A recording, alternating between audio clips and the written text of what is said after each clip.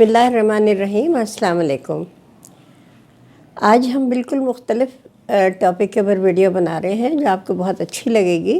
اور وہ ہے حضرت یوسف علیہ السلام کی قمیص جو ہے جب وہ حضرت یعقوب علیہ السلام کے چہرے پر ڈالی تو اس پہ ان کی جو بینائی تھی وہ واپس آ گئی۔ اب یہ تو ہم نے بہت دفعہ پڑھا بھی ہے اور سنا بھی ہے، ایمان بھی ہے، اعتقاد بھی ہے کہ قرآن میں بھی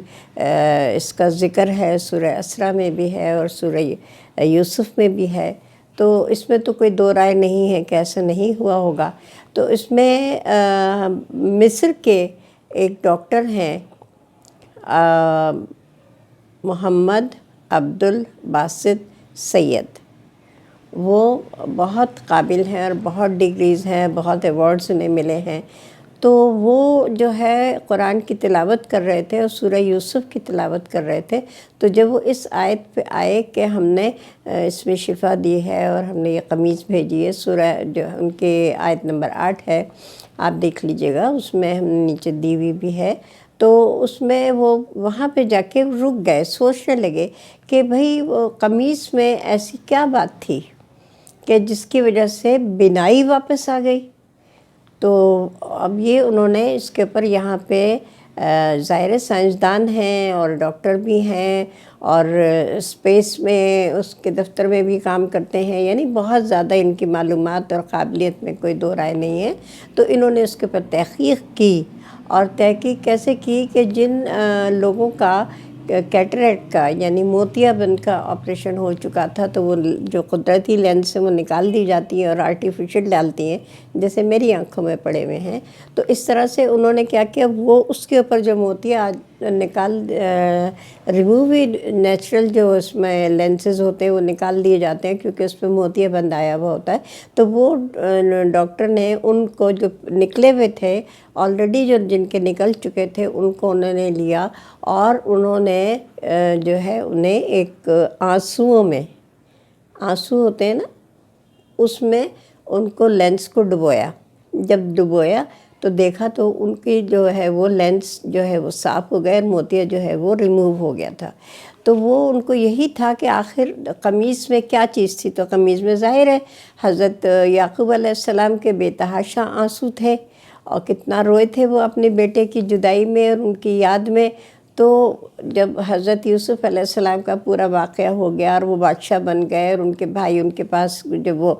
قحط پڑا اور وہ راشن لینے وہ پہنچے، پتہ چلا کہ یہی ان کے بھائی ہیں، تو پھر اس کے بعد انہوں نے حضرت یوسف علیہ السلام کو بہت افسوس ہوا کہ ان کے والد نابینا ہو چکے ہیں، تو انہوں نے اپنے بھائیوں کو جہاں راشن اور ان کی تواضع کی اور مہمان نوازی اور سب کچھ دیا گیا، تحفے تحائف کے علاوہ انہوں نے حضرت یوسف علیہ السلام نے اپنی قمیص بھی دی کہ یہ لے جاؤ اور والد کی آنکھوں پہ ڈال دینا، چہرے پہ ڈال دینا، تو ان کی بینائی واپس آ جائے گی۔ اب جب وہ یہاں سے قافلہ چلا تھا تو حضرت یعقوب علیہ السلام کو خوشبو آ گئی اپنے بیٹے کی، اور انہوں نے کہا کہ مجھے یوسف کی خوشبو آ رہی ہے۔ تو جو بھائی یہاں موجود تھے ان کے پاس، انہوں نے کہا یہ کیسے ہو سکتا ہے، وہ تو مر کھپ گیا، وہ تو اس کو جانور کھا گیا تھا، کیونکہ انہوں نے حضرت یعقوب علیہ السلام کو تو یہی بتایا تھا نا کہ اسے جانور کھا گیا۔ تو ان کا کہ نہیں، وہ زندہ ہے اور مجھے اس کی خوشبو آ رہی ہے، کیونکہ وہ قافلہ جو ہے وہ قمیص لے کر آ رہا تھا۔ تو یہ ڈاکٹر باسط نے پھر قمیص پہ یہ سوچا کہ اس میں علاوہ اس کے آنسوؤں کے اور کیا ہو سکتا ہے، تو انہوں نے آنسوؤں کے اوپر تحقیق کی، تو پتہ یہ چلا کہ وہ موتیا جو تھا وہ اس کو ریموو کر دیتا ہے، موتیا کو کاٹ دیتا ہے، بینائی واپس آ جاتی ہے۔ تو انہوں نے 250 لوگوں کے اوپر جو ہے تجربہ کیا، اور پھر اس میں انہوں نے یہ بھی انہوں نے تحقیق کی کہ آخر آنسو میں ایسا کون سا عنصر ہوتا ہے جو کہ بینائی کو بحال کرتا ہے۔ تو ان کو یہ پتہ چلا کہ یوریا ایک ایسا اس کے اندر جزو ہے، عنصر ہے آنسوؤں میں جو کہ موتیا صاف کر دیتا ہے۔ تو اور وہ ایسا ہے کہ اسے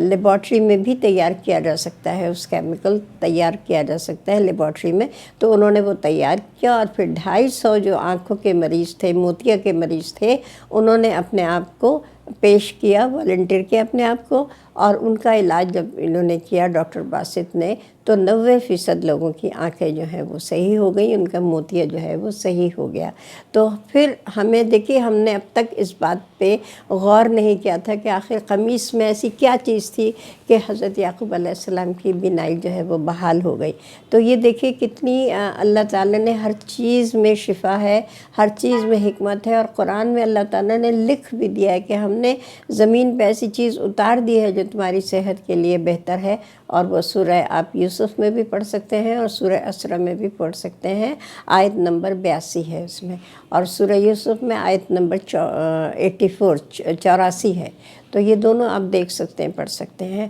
اور اس کے علاوہ رال، یہ جو ہمارے منہ سے رال نکلتی ہے نا رات کو سوتے میں، تو یہ رال جو ہے یہ بھی اتنی اہم ہے اور اس کے اتنے فائدے ہیں، اتنے فضائل ہیں، اس میں اللہ نے اتنی حکمت اور اتنی شفا رکھی ہے کہ ہم کبھی سوچ بھی نہیں سکتے تھے۔ ہم نے تجربہ تو بچپن میں بچوں کے ساتھ کرتے تھے کہ چوٹ لگ گئی تو ارے ارے ارے ٹھیک ہو جائے گا ٹھیک ہو جائے گا، ہم نے دم کر دیا مل دیا، یہ کرتے تھے ہم بغیر جانے بوجھے ہوئے، صرف سائیکلوجیکلی بچوں کو وہ کرنے اطمینان دلانے کے لیے۔ لیکن اب یہ پتہ چلا ہے، سائنٹیفکلی بھی پروو ہو چکا ہے کہ جو ہمارے منہ کی رال ہوتی ہے وہ بھی اگر آنکھوں میں صبح لگائی جائے تو اس سے بھی آنکھوں کی بینائی تیز ہوتی ہے اور بہت فائدے ہوتے ہیں۔ اور ایک نوالے کو 32 دفعہ چبانے کے لیے بھی اسی لیے حکم ہے کہ اس میں سلائیوا جو ہے، ہمارا جو لعاب ہے وہ اچھی طرح سے مکس ہو جاتا ہے اور وہ ہاضمے میں جو ہے وہ مدد دیتا ہے، جو بیکٹیریا پازیٹیو ہوتا ہے، ہائیجینک ہوتا ہے، وہ ہمارے پیٹ کے اندر جاتا ہے،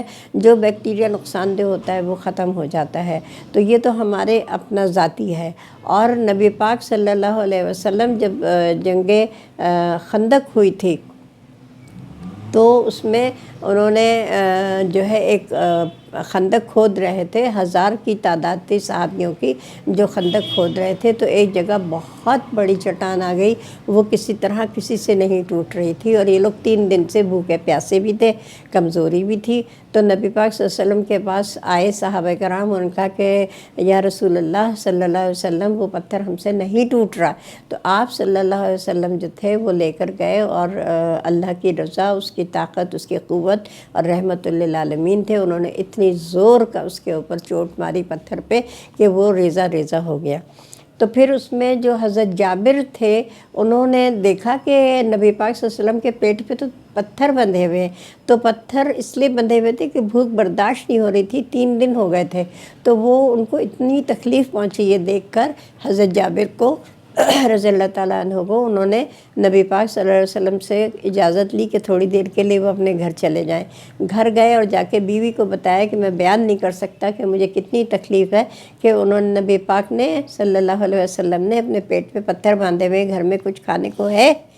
تو بیوی نے کہا کہ بھائی ایک بکری کا بچہ ہے اور تھوڑا سا گندم ہے۔ تو انہوں نے کہا ٹھیک ہے تم اس کو ذبح کرو، اور یہ سب اس کو ذبح کیا، اور پھر وہ واپس آئے اور انہوں نے کیا نام ہے گندم بھی پیسا، ان کی بیوی نے سب تیار کیا، اور یہ نبی پاک صلی اللہ علیہ وسلم کے پاس واپس آئے اور ان سے آہستہ سے کہا کہ اس طرح سے تھوڑا سا کھانا ہے، آپ میرے گھر تشریف لے چلیے، 1-2 لوگوں کو آپ ساتھ لے سکتے ہیں۔ تو نبی پاک صلی اللہ علیہ وسلم نے پوچھا کہ کتنا کھانا ہے؟ تو انہوں نے کہا کہ بھئی اس تھوڑا سا گوشت ہے اور تھوڑا سا یہ بتا دیا کہ بکری کا بچہ ہے۔ تو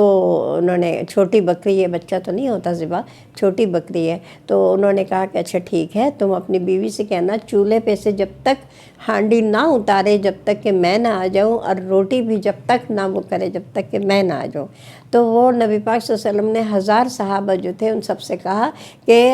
جابر نے دعوت کی ہے اور آپ سب کو بلایا ہے۔ وہ سب کو لے کے جب پہنچے تو بیوی پریشان کہ بھئی یہ اتنے سارے لوگوں کو میں کیسے کھلاؤں گی، لیکن بہرحال کس کے ساتھ آئے تھے وہ، تو نبی پاک صلی اللہ علیہ وسلم نے ہانڈی میں اپنا لاب دہن ڈالا اور آٹے میں بھی ڈالا، اور خود جو ہے وہ روٹی پکڑی تھی تو روٹی میں گوشت رکھ کے ہر صحابی کو اپنے ہاتھ سے دیتے رہے، اور سب نے سیر ہو کر پیٹ بھر کر کھایا۔ تو یہ لاب دہن جو ہے یہ اتنی اس میں برکت ہے، ظاہر ہے ان کا لاب دہن کی کیا بات ہے کیا اس میں حکمت، کیا اس میں برکت، کیا اس میں رحمت، کیا اس میں نور تھا۔ تو وہ اس سب نے پیٹ بھر کے بھی کھا لیا اور اس کے بعد ان کے لیے گھر کے لیے بھی بچ گیا۔ نبی پاک صلی اللہ علیہ وسلم نے کہا کہ مدینہ کے لوگ بہت بھوکے ہیں، آپ ان لوگوں کو بھی کھلا دیجئے، بانٹ بھی دیجئے اور خود بھی کھا لیجئے۔ تو اتنی زیادہ اس میں برکت ہوئی۔ اسی طرح خیبر جو غزوہ خیبر میں بھی جو ہے نبی پاک صلی اللہ علیہ وسلم نے علم دینا تھا اگلے دن، تو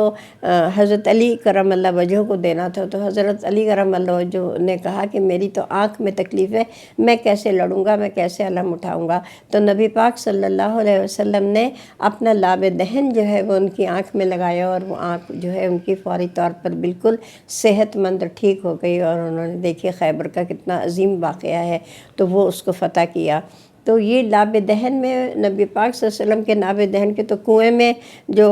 کڑوا اور کھارا پانی تھا اس میں اپنا لاب دہن ڈال دیا تھا، تو وہ آج تک اس کنویں کا پانی جو ہے وہ میٹھا ہے اور وافر مقدار میں، اور سب لوگ اس کو پی رہے ہیں۔ اسی طرح جب غار میں یہ چھپے تھے حضرت ابوبکر صدیق رضی اللہ تعالیٰ عنہ کے ساتھ، تو جب سانپ نے ان کو کاٹ لیا تھا تو نبی پاک صلی اللہ علیہ وسلم کے اوپر جب آنسو ٹپکے تھے، وہ درد کی اتنی شدت تھی کہ آواز تو نہیں نکال سکتے تھے، کہ ان کے جو ہے گود میں نبی پاک صلی اللہ علیہ وسلم کا سر رکھا ہوا تھا، تو ان کا لیکن آنسو جب چہرے مبارک پہ گرا صلی اللہ علیہ وسلم کے، تو آپ نے پوچھا تو ان کا کہ اس طرح سے ہو گیا، تو انہوں نے اپنا لاب دہن لگایا تھا، تو حضرت ابوبکر صدیق رضی اللہ تعالیٰ عنہ کا پاؤں ٹھیک ہو گیا تھا۔ تو یہ دیکھیے لاب دہن میں وہ تو پیغمبر تھے اور